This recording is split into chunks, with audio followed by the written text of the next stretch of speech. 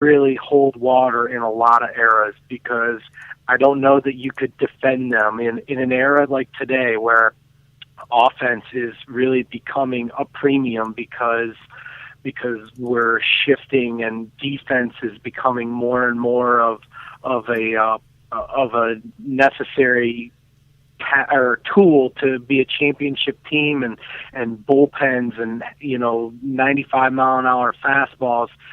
That Indians offense, that 95 team could really do damage in any era, and I don't think you could just shift 3 to a side, when Albert Bell came up, or No. when, because those guys, just like you said, they sprayed the ball all over, and they learned from the guys in front of them. And I've heard a lot of guys, the Eddie Murrays, the Oral Hershiser's, the Yep. Dennis Martinez, that were, key parts of that team, talk about when that team really took off, said, this team is so talented, these young guys have no idea. They have no idea how good they are, because it's not supposed to be this easy. Absolutely. I'll tell you, fans, players, everybody, it wasn't that easy. It wasn't supposed to look as easy as those guys made it, for sure, man. And you're right, man. I mean, people talk about that era, and it was all great. And, obviously, the to me, as impressive as 95 is just God, one of the top teams, period, man, in baseball, all time, top to bottom, but then you look at 97, that was a lot more, that was different, and that was more fun because it came kind of organic in the way the end of that season came together. But man, I don't know that people will ever, because they didn't finish it with a championship, I don't know that people will ever truly appreciate that 95 Indians for not just how fun it was here in Cleveland. Yeah, Cleveland fans say, oh yeah, 95. But I mean, in baseball history, that 95 Indians team is, to me, on the list with the great ones of all time. Yeah, I think so. And, obviously I think Clevelanders will always be, kind of prejudiced in that department. But, I think anyone that you talk to that covered that team or that covered baseball, that year will tell you that was one of the best teams that they ever saw. They just didn't finish it. And it's kind of funny not to go back to a topic that we had before, but when you talk about 95 and you talk about 97, the 95 Indians were Johnny Manziel and the 97 Indians were Brian Hoyer.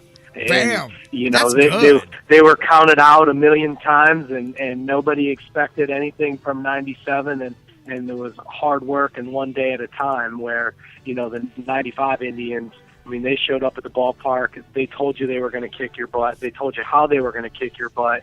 They got you all riled up and offended by how arrogant they were, and then they just went out and kicked your butt, and there wasn't very much you could do about it. Called them hashtag Cleveland baseball back then if we were giving out nicknames, But yeah, I'm with you. You're that's a great example. The 95 Tribe was more like Johnny Foosball, and the 97 Indians were Brian Hoyer. Great one, man. That's the perfect way to end this segment right here, Mike. And next week, hopefully next week, though, by the time we talk, we will have, seriously, some Indians things to talk about, perhaps. I know that they'll at least start heating it up. We got the meetings that kick off this week here, and so a lot of things will start to happen. I think we'll start to see agency, and then, as you and I say, the Indians perhaps start to pick and poke their way around the pieces from there. But trade talks, all of that stuff starts to come together here when you get to the winter meeting. So hopefully the Tribe gives us some stuff to talk about, my man. Yeah, there's probably a good chance by the time I talk to you next week, there's probably a good $500 million will be spent in free agency probably by the time we talk again. So we'll be able to talk about that, and we'll talk about, kind of the ripple effects that they'll have on the Indians. And if nothing else, Chris Antonetti always is looking for a good trade. So I'm sure there'll be some rumors to talk about by next week. $500 million. That's just the Red Sox and the Dodgers looking for an outfielder. What about the rest of baseball, man? I was playing it conservative. I had to do quick math in my head. I wasn't comfortable going to the $1 billion mark, but anytime Victor Martinez can pull down $68 million at 35 with no knees, there's going to be a lot of money kicked around. Hey, man, if the Dodgers pull in one or two more outfielders, they'll have $1 billion outfield before they're done here, man. They're determined to prove it can be done. They want to prove that they can have a whole starting outfield and then a whole secondary outfield, both worth a couple of $100 million, man. You know, that organizational depth is important. Go ahead.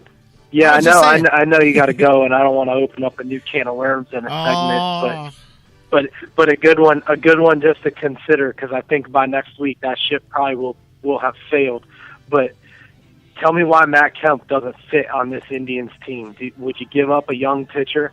Would you make a deal for Matt Kemp? He's had ups and downs, but the guy's not quite 30 yet.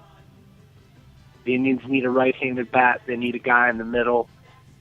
You know, Matt Kemp. The Dodgers are dying looking to trade outfielders, and at a certain point, I think they're asking for the moon and the stars now. But at a certain point, like you said, I've never heard of a team playing 8 outfielders at the same time.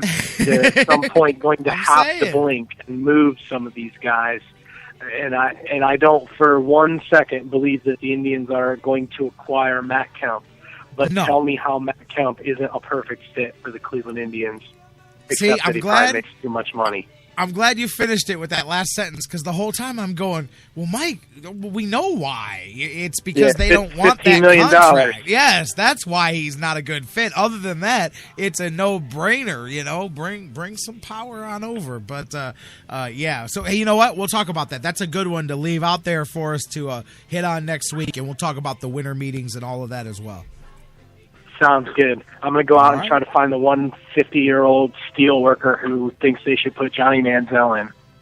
Yeah, go look for it. You are so right about the line. The millennials, it's all Johnny Football. And on the other side, it's all Brian Ignatius, man. All right, Mike, have a good one, and we'll catch up next week, my friend. Talk to you later. You got it. And don't forget, you guys, didthetribewinlastnight.com. As I said it, that's how you spell it. Didthetribewinlastnight.com. It's a great, great site and your place for all your Cleveland Indians news, great articles, and more. Bookmark it today. And Mike's with us every week right here on the show. Let's take a break. Let's get you some news. The news is only an hour late. Let's take a break. Get you some news. Come back with Dan Wismar from the Cleveland Fan. We'll get his thoughts on the news of the Browns going down today. So much more with not only are they chasing the playoffs, but guess what? The Buckeyes are too. They've gotten themselves as close as you can get without being there. They've crept up to number 5.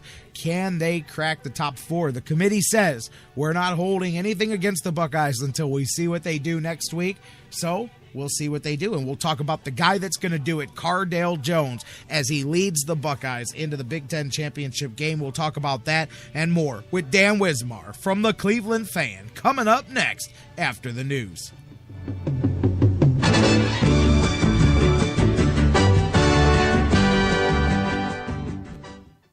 And now, a very special announcement from the Sports Fix. Black bears weigh between 200 and 500 pounds. Brown bears weigh between 300 and over 1,000 pounds. Black bears run away from you. Brown bears run at you. When attacked by a bear, simply lie still on the ground and cover your face and head with your hands. When the bear is finished batting you around and mauling you, contact the U.S. Forest Service. And that was a message from the Sports Fix. Hey, this is Scott Fujita, and you're listening to the Sports Fix. Business owners and professionals, do you want to take your business, your product, your team, your event to the next level? You want to advertise right here with the Sports Fix. Our listeners are among the most loyal listeners, terrestrial or internet. The Sports Fix universe is not only the radio show, but tens of thousands of fans on Facebook and Twitter. Email me, Jerry Myers, thesportsfix@AOL.com. That's thesportsfix@AOL.com. And let me help you swing for the fences and hit it out of the park right here on the Sports Fix. Sports Fix listeners, do you tweet? So do we. So tweet with us 24/7 at the Sports Fix CLE.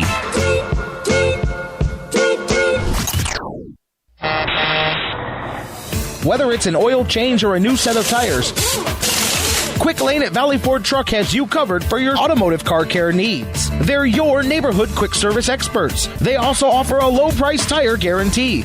Choose from 13 brands, and if you find the same tires at a lower price within 30 days, Quick Lane at Valley Ford will refund the difference. They're open late Monday through Thursday until 9 p.m. and open early Saturday so you can check it off your to-do list and get on with your day. They also have a newly remodeled service lounge and additional service bay just for Quick Lane oil changes. Quick Lane at Valley Ford Truck is located at 5715 Canal Road, right under the 480 bridge in Valley View, just down the road from Independence. 5715 Canal Road, right under the 480 bridge in Valley View, just down the road from Independence. Come see why life is better in the Quick Lane. QuickLane.com/Valley Ford Truck. That's QuickLane.com/Valley Ford Truck.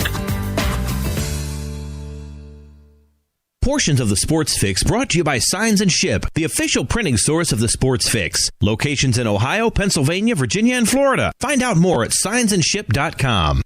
News break. Good morning, I'm Bob Picozzi. It's yet another reminder these aren't standings, they're rankings. So 12-0 Florida State now finds itself behind 3 one-loss teams in the latest college football playoff top 25.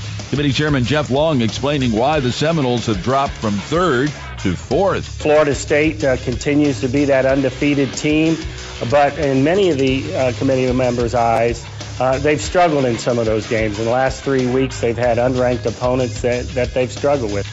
TCU jumps from 5th to 3rd. Alabama and Oregon remain 1-2. Ohio State is the new number 5. 2 of the top 4 ranked basketball teams in the country will square off tonight on the final night of the ACC Big Ten Challenge. Number 2 Wisconsin, number 4 Duke, 9:30 Eastern Time on ESPN. A hearing on Adrian Peterson's appeal of his season-long suspension continues today in New York. NFL executive Troy Vincent scheduled to testify. Peterson's request to be reinstated was denied by Commissioner Roger Goodell.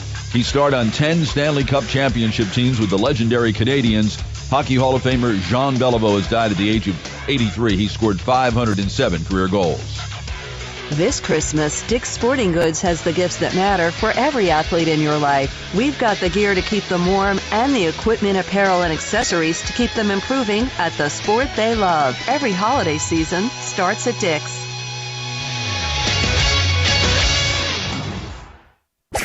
Now, back to the Sports Fix.